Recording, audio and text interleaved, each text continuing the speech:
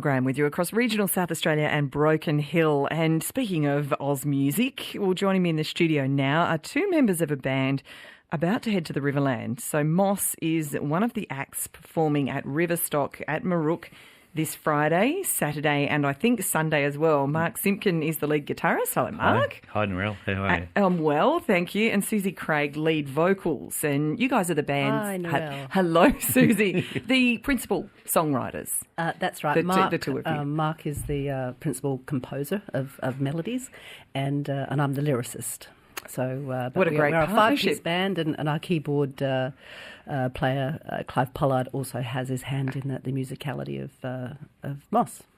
And first time that you'll be heading to Riverstock? No. Our first Riverstock was 2012, I think. You've got a bit of experience there then at Marook. It's a terrific event. Is it? Yeah, we look forward to it very much every year. Oh, it's a fantastic music festival, it really is. So you do all 3 days? We are doing, Moss is going to be playing 11 o'clock on Saturday. That's our band. So, we'll be, Sue and I will be performing as a duo on Friday night. That's what I thought, because I had a look online and, okay, so the two of you on Friday as a duo. Yes, and Saturday night we got the full band with the visuals behind, projected behind us, the full stage act. So, and we're on stage with Mick Thomas who was known for weddings, parties, anything. And Full Tilt Janice the before. lineup's fantastic for the whole 3 days. It's a big Saturday night. So. It is great bands. We are looking forward to it. I can't wait until my kids are a bit older and I'll be able to get back into that sort of thing. So I had a look online and I found you on Triple J Unearthed. Mm-hmm. Yes. Are you getting some airplay on Triple J? I haven't heard anything yet. But Not recently. We've submitted quite a few of our songs. Yeah.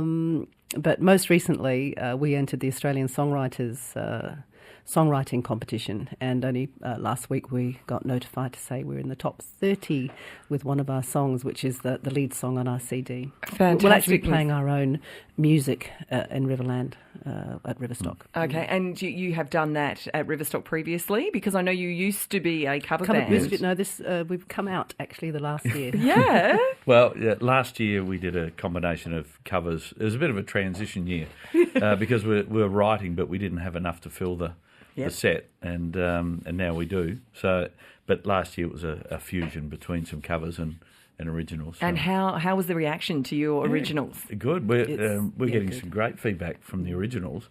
We're playing in a pub recently, and a chap bailed me up after the show, and he said, "Man, you guys had me thinking we had a Sunbury because of our the style or whatever." Yeah, I want to talk to you about the style. He was actually at Sunbury, the Sunbury Music Festival, the famous one in the 70s. Yeah. He said, "Man, I thought I was there." so I took that as a compliment. We can't help being mature age musicians, and I guess organically we have a flavour of maybe spanning those 3 decades, 70s, 80s and 90s. Yeah. And so organically we probably are like that anyway. And we write about stuff. It's really nice when we connect with the audience. In fact, one of our songs is about being transgender and the issues that transgender people feel. And on 3 occasions when Mark and I have performed that as a duo, people from the audience have actually come forward and said, "Man, this is so good that we're talking about it, that we're singing about it." And music certainly does have the power to resonate on social and political issues that you may or may not, talk about. So, Suzie, tell me about that, because you tackle these tough topics with your music: domestic violence, transgender, as you mentioned, drug and alcohol-fueled crime as well. So, what's the aim? The aim is to try and make a difference, to change some attitudes. Well, again, we come from an era back in the 70s where a lot of the music, and in particular Australian music, was about issues. And then if you spoke out politically, you were considered a troublemaker. So the way I put it is, lyrics were our speeches and the stage was our podium. And I guess at the stage of life that I'm at now, I don't think it's good enough to be a spectator. And I'm trying to draw on the resources that I have as a musician to bring stories to life, to start talking, to start putting them out there on the table. And music does that. It does it very powerfully. Just very quickly, Tracy Chapman wrote a song, Behind the Wall, and it was all about domestic violence back in the 80s. And the lyrics that she was talking about was, when the police arrive, they say, well, look, this is really an issue between a man and his wife, and we don't get involved.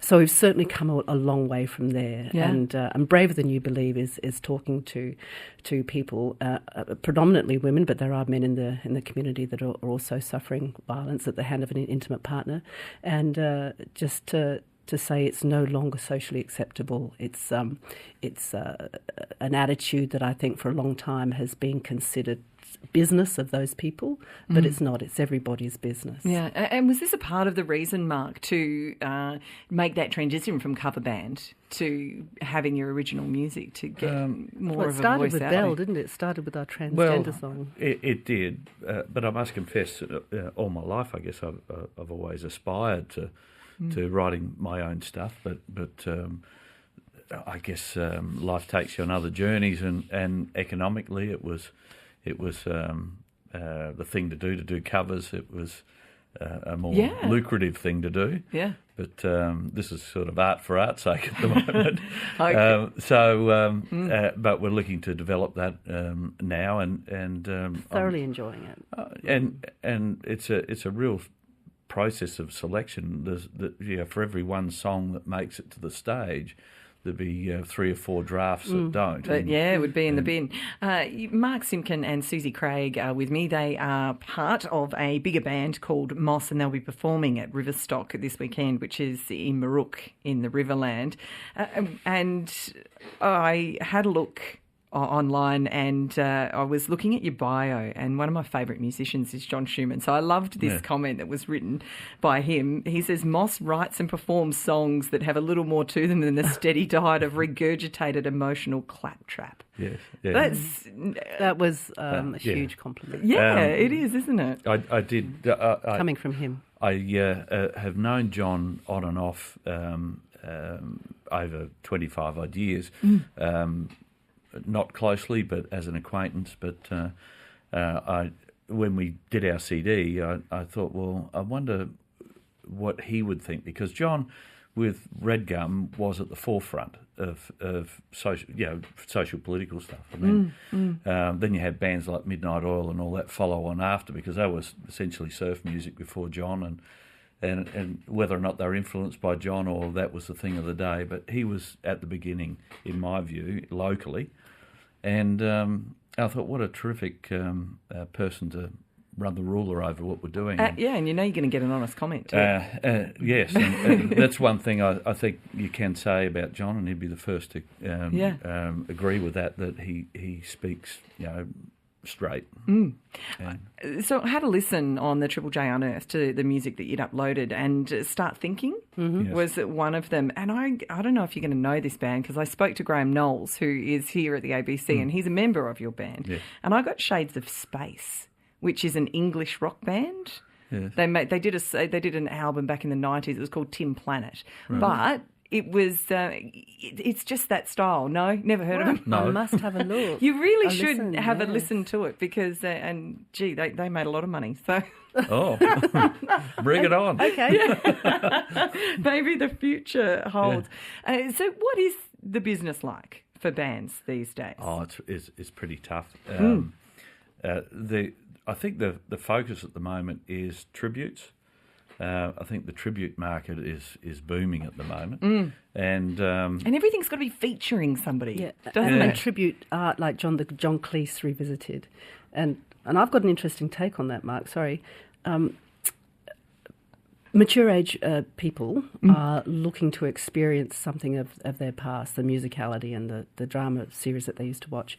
And I don't think there's music around today that's reflective of that. And I think this is probably where we come in. I mean, Mark should have been writing years ago, and he's got this massive background in musicality, and it's no wonder he can write music. Thank you very much.